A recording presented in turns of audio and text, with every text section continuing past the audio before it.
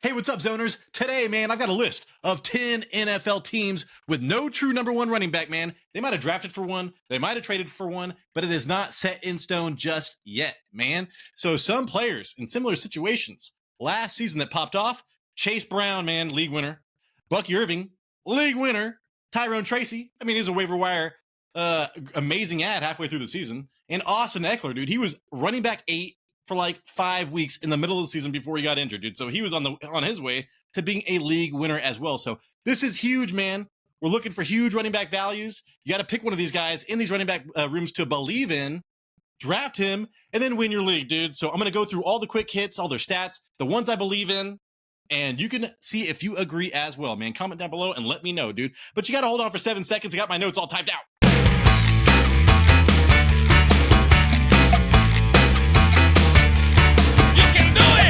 All right, man, first up, what they had Devin Singletary and Tyrone Tracy last year, we're going over the New York Giants, all right? Cam Skattebo, 4th-round rookie, ranked 21st in yards after contact per attempt, 11th in elusive rating, all right? So he reminded me of Brandon Jacobs coming out, and then he got drafted by Brandon Jacobs' team, okay? And what do they need? They've got like a converted wide receiver right now. They had Devin Singletary. This guy is going to be way different than all their other running backs, top 10 in PFF receiving grade and yards per route run. So I just told you about his running capability. He can catch the ball as well, dude. Right now, he's going as running back 32 in the 9th round. I am totally comfortable with that. That is the running back for the Giants I will be targeting. Again, Tyrone Tracy Jr. He was running back 16, man. Weeks 5 through 16. He was on my waiver wire show for like a month plus, dude. 14 points per game. He was amazing against like the Steelers and some other teams what he was not supposed to be. And so if you took advantage of that, man, you had a running back 3 on your team for free.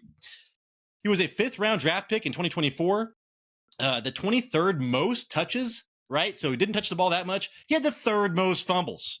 So they went looking for a different back, a pure runner, maybe a running back that's been a running back for his whole life, not just like a year. 16th in explosive run rate and 20th in forced missed tackles per attempt. Both of those are really good stats. But his ADP right now is going as running back 35 in the 9th round. So Cam Skattebo going in the same round as Tyrone Tracy. They were both, one was drafted in the 4th round, Cam Skattebo. One was drafted in the 5th round last season by Brian Daboll, the head coach, which I like. But again, dude, give me the true running back. Give me the guy with the goal line carries. He's going to get all the goal line carries. You want the guy with all the fumbles, the converted wide receiver with the fumbles on the goal line? That ain't happening. Devin Singletary was getting those goal line carries last season. That was sustaining him. Now he's out. He was getting first-team reps with OTAs, and that was all I could find about him. Next up, dude, Washington Commanders, all right? And I love trying to target me some Washington Commanders because I believe in this offense before it really pops off. And, dude, in the running back for this team has a potential for 1,000 points, dude. Brian Robinson Jr., contract year. We like that. He's been mid, dude, as the kids say, since he got into this league. Running back 17, weeks 1 through 7. Then running back 38, weeks 8 through 17. So, hey, man, he was proving me wrong once again in the first half of the season. Then he proved me right again in the second half of the season. He missed games with a hamstring and knee injuries. 35th in yards per touch, man. So his efficiency is terrible. We talked about this for like 3 years in a row. 31st in forced missed tackles. 13 attempts inside the 5 with 4 touchdowns on those carries. So he's getting his fantasy points via inside the 5-yard line. And he needs to get those touchdowns, which he's not even great with, dude. So ADP running back 31. So he's going as a running back 3 on your team in the 9th round. I hate that so much. Then let's look at Austin Eckler, man. Running back 8, weeks 9 through 11. That's 3 weeks, dude. But still, 18 fantasy points per game. He's got the higher ceiling relative to the running back 17 that Brian Robinson Jr. was. But then guess what, dude? This fool suffered a concussion. It was a year of the concussion last season. After the year of the concussion the season before that. Missing 4 of his last 5 games. He was 11th in target share and 3rd in yards per route run. So Brian Robinson does not do these things, all right? So he is safe as far as the passing game goes, and we know he's a great runner as well, or has potential to be. So I am loving him to pop off maybe one more year. His ADP is running back 37 in the 10th round, so you have Brian Robinson in the 9th round, or you can wait a round later and get Austin Eckler. So the public knows as well, man, this is no secret. Austin Eckler did really well last year. Then Chris Rodriguez was a 6th-round draft pick in 2023. He's amazing with yards per carry when he gets 10-plus carries. But I think they want a veteran. They want a better pass protection here. And then they Just drafted Ja'Cory Krosky Merritt in the 7th round, rookie. He is big, dude. 5'11", 207 pounds ish. So that is bigger than Austin Eckler, for God's sakes. But again, man, the running back I am taking here with the highest ceiling and probably the lowest floor is Austin Eckler in the 10th round, man. I'm totally fine with that as like a running back 3, running back 4. Holy shit.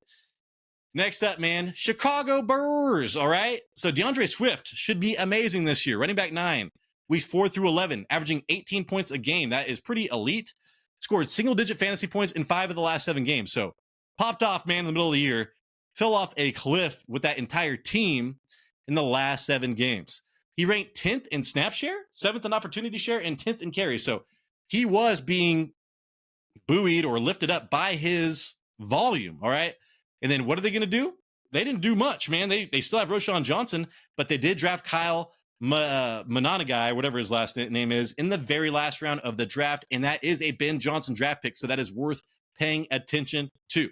But DeAndre Swift, man, the contract, everything about this, he should get first crack at the top running back in a Ben Johnson offense with all those weapons. That should be amazing. He ranked outside the top 32 in explosive run rate, yards after contact per attempt, forced missed tackles per attempt, and yards per touch. So his efficiency sucks, dude. It's all the volume.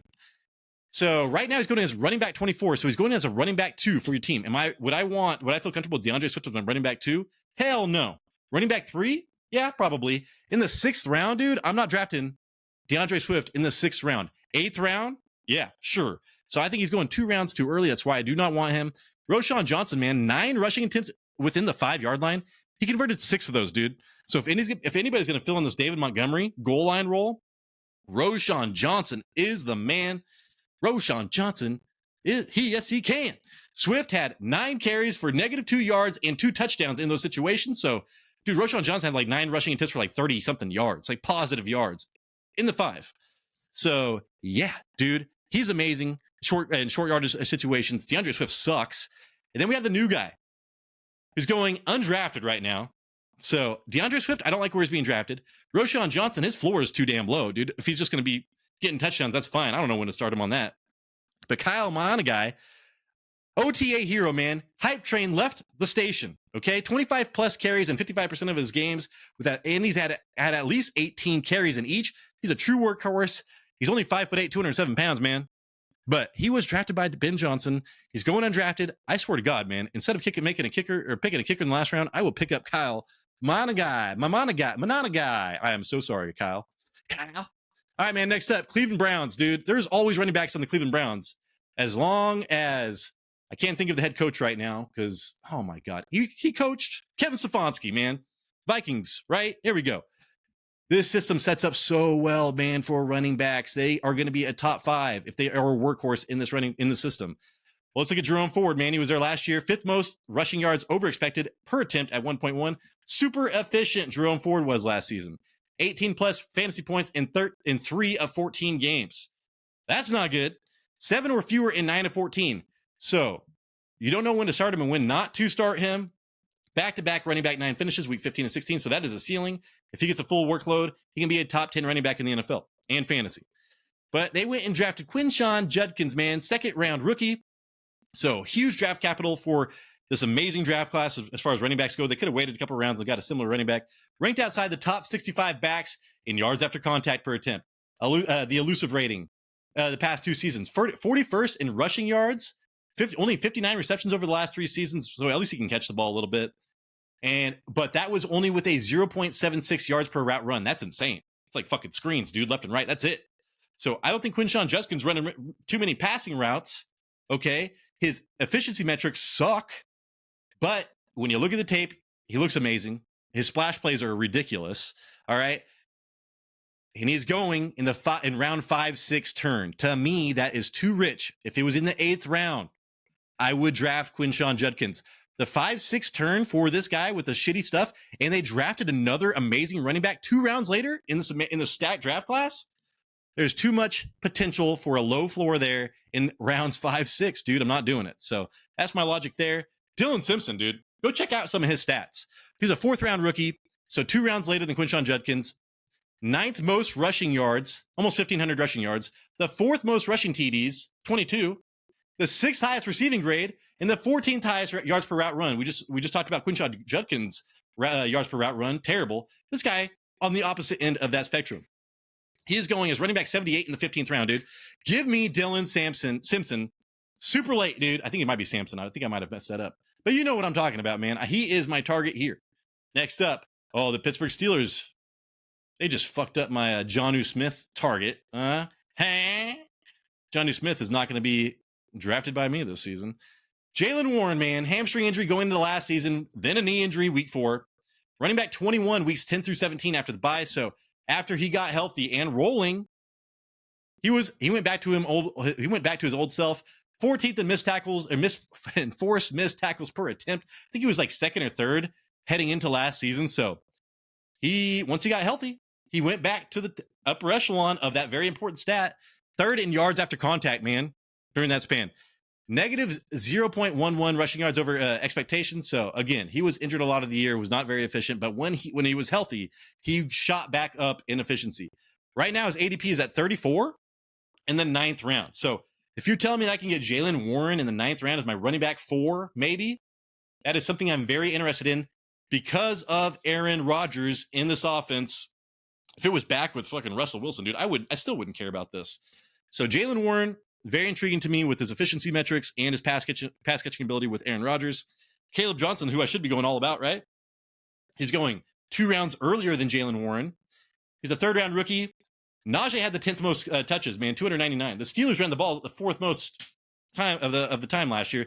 That might switch with Aaron Rodgers, had like the 2nd most pass attempts last year. So we'll see who wins out, Arthur Smith or Aaron Rodgers. But still, they should run the ball a decent amount. And then this guy was amazing, dude. 5th in breakaway percentage, 8th in yards after contact per attempt, and 14th in elusive rating. He's going in the 7th round, like I said, 2 rounds ahead of Jaylen Warren. But, dude, I hated Caleb Johnson's tape, man. He looks amazing. But that offensive line had 0 issues. He was running through car-sized holes, dude. Like, I could not even evaluate this guy on anything because I think that it was Iowa. Their offensive line, dude, would look like the NFL pushing kids back at recess. So, Caleb Johnson going to the 7th round, that is about 2 or 3 rounds too high. If I could wait 2 rounds and get Jaylen Warren and get similar production. Now, I get it. Caleb Johnson has a higher ceiling. But I'm telling you, man, I hated the tape. That's the only reason I am not drafting him. And then here we go. Jacksonville Jaguars. ETN, dude. He almost made me, dude. He almost put me in the dirt last year, man. Anyways, 10 plus fantasy points in 6 of his 15 games. 0 games of 15 plus fantasy points, dude. Dealt with a shoulder and hamstring injuries. 19 forced missed tackles after forcing 66 and 65 in the last 2 years. That was usually a strength of his. That was not last year. Running back 7 fantasy points per game in 2023. And then he just fell off the cliff this year. Negative 0.28 rushing yards over expected. Yeah, dude, his efficiency metrics sucked. He's going as running back 36. So you're very bottom of running back 3. You're very bottom of a flex option pretty much. In the 10th round, that's fine, actually. I don't mind that at all. Travis Etienne going in the 10th round, that's probably where he should be going. I just hate him right now. I hate him. Tank Bigsby, running back 20, weeks 4 through 8, averaging 0. He was running back 20, he was getting less than half a reception per game. So Tank Bigsby, just say he started catching passes or something like that. His ceiling is actually pretty damn high, man. He could be a top 10 running back potentially. 8 rushing attempts inside the 5, converted 3 touchdowns. That's the same as Breece Hall. So he got a decent amount of work inside the 5, which is what we want with our running backs. 10th in forced missed tackles, man, at 44. That's amazing. 0.74 rushing yards over expectations. So he was very efficient. His efficiency metrics were actually really good. I love that. And right now, dude, he's going on an 11-12 round turn.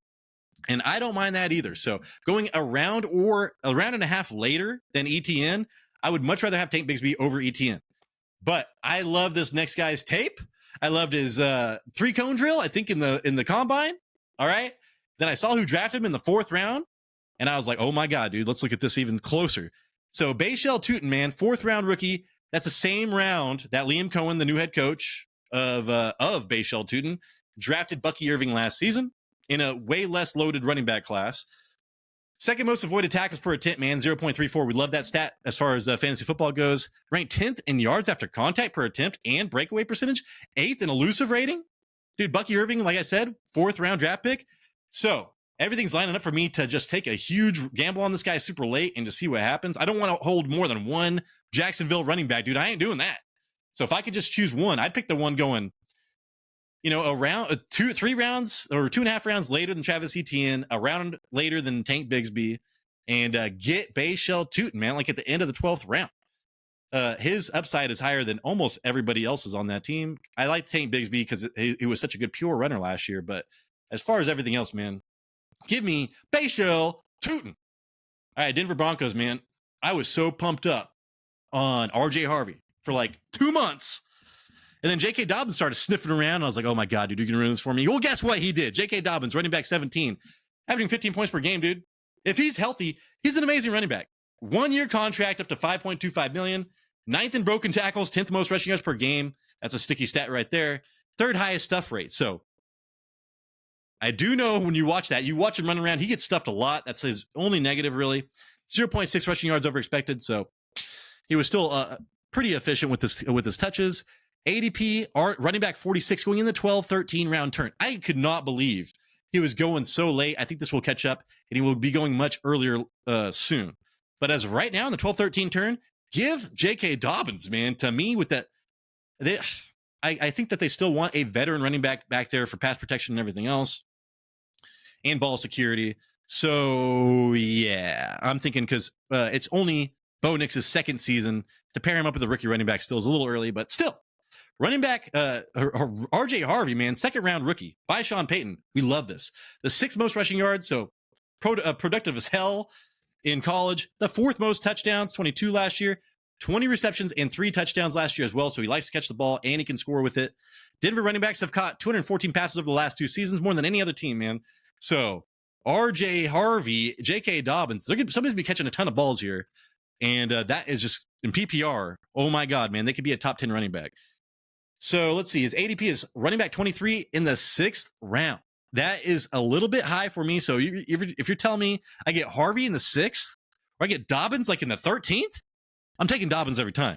Now, say this evens out, I will go Harvey and trust my earlier draft picks and try to hit on Harvey in the second half of the season. But as it is right now, dude, you're going to be going J.K. Dobbins over Harvey every single time.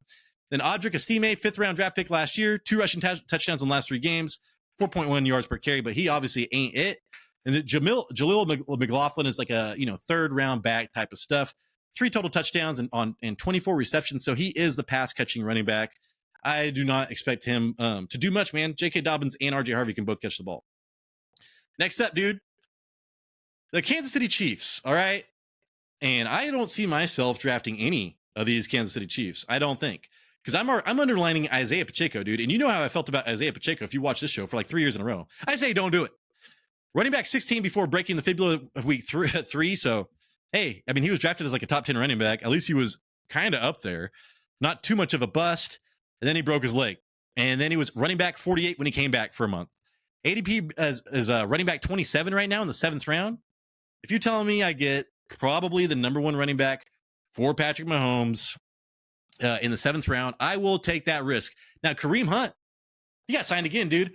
1 year, $2.5 million contract. Team's leading rusher last year with 728 yards, 7 touchdowns. The 7th most rushing attempts inside the 5 at 17. So they used the hell out of him inside the 5. He was an amazing inside the 5 running back with 6 touchdowns. He's still 29 years old. I thought he was 30 something. ADP running back 52. So way late. If you want to wait for Kareem Hunt, you better be in a deep league because his ceiling ain't shit. He's going to be a flex option if he scores his touchdowns. And that was only 7 or 6 touchdowns last, or who knows? Anyways, you cannot pick and choose when that comes. Then Elijah Mitchell, I was super pumped up on. And then I forgot he did not even play last year. 1 year contract up to $2.5 million. Same contract as Kareem Hunt. Career 4.7 yards per attempt. Only 27 years old still. But again, hamstring injury, I think in the preseason. He never came back, dude. And now he got traded away. So I'm looking at this. I'm like, do I want Kareem Hunt, and who I can only start when he scores touchdowns? Do I want Isaiah Pacheco, who has the potential to go back to maybe a top 20 running back to what he once was? Or do I want Brashard Smith, who is literally going to be like a JK or I can't remember who that, Jarrett McKinnon type. He is a converted wide receiver. He's amazing in reception grade, but his running metrics suck. And he's a 7th round rookie. So I think you have to go with Isaiah Pacheco in the 7th round, and I'm probably not doing any of it. Next up, the Chargers. Najee Harris, man, this is so. I was drafting Omarion Hampton quite a bit. And now I think he's going a little bit too early for me, but because I've been doing too much research on Najee Harris with his broken tackles, and some of his other metrics last year was insane. So 1 year, $5 million contract, second in broken tackles, man. Like I said, at 32. Career best PFF grade, 78 pretty much. 10th most forced missed tackles at 44. Pretty much a 0 rushing yards over expected. So he took what the offensive line gave him. 10 plus fantasy points in 11 of his 17 games. That's actually pretty good. ADP running back 40 in the 11th round right now. Dude, if I get Najee Harris in the 11th round, that is actually a pretty damn good value. So I really like Najee Harris, but then Omarion Hampton, dude, his ceiling is top 5 running back. So I will take that ceiling in round 6 if I can get him around 6. I don't want it round 5. If I can get him around 6 where he's going-ish sometimes, that's what I'll be doing. Among the top 10 FBS running backs over the last 8 seasons in terms of his average max speed based on PFF's tracking data, he was in the top 10. So 8 years of all the speed tracking data, and he was in the top 10. He's like 220 pounds, dude. Breece Hall and Keaton Mitchell are the only other current running backs faster in the NFL. So Omarion Hampton, with his offensive line, with Greg Roman running the ball like 60% of the time, he's going to break off for some big runs, dude. 3rd in rushing yards at 1660, so was super productive in college. Not like Quinshon Judkins earlier. So Omarion Hampton, he does add up. I feel way more comfortable with him over Judkins. And again, 5-6 turn, I will be trying to get Omarion Hampton in that 6th round. I might try to overpay in the 5th, but Najee Harris, dude, in the 11th round, I think is a huge value. I'm just, that one was the toughest one for me. I almost underlined Najee Harris. All right, lastly, dude, the Dallas Cowboys. Javonte Williams. I don't want anything to do with Javonte Williams. I think I got him his rookie year, and that was amazing. Other than that, dude, it's been shit. So ranked outside top 34 backs in explosive rate, forced missed tackles per attempt, and yards after contact per attempt. His efficiency metrics suck.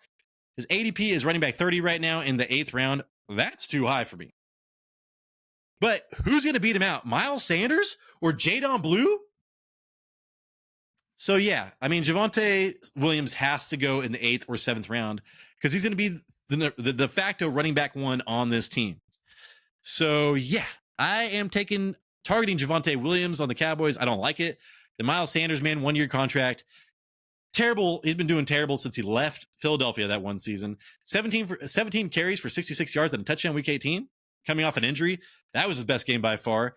They went and drafted Jadon Blue, 5'9", almost 200 pounds, ranked 26th in elusive rating, 35th in yards after contact per attempt, and 25th in yards per route run. Not that great. He's just kind of average on everything. ADP, dude, 45 in the 12th round. So you can get Javonte Williams in the 8th, or you get Jadon Blue in the 12th. Right now, I'm leaning Javonte, but there might be, by the time the draft comes around, I might be leaning towards Jadon Blue in the 12th because that is super late, dude. But Dallas Cowboys, man, I don't want any of what you're giving me. All right, everybody. That is the show, dude. Thank you so much for watching. If I forgot anything, man, please comment down below.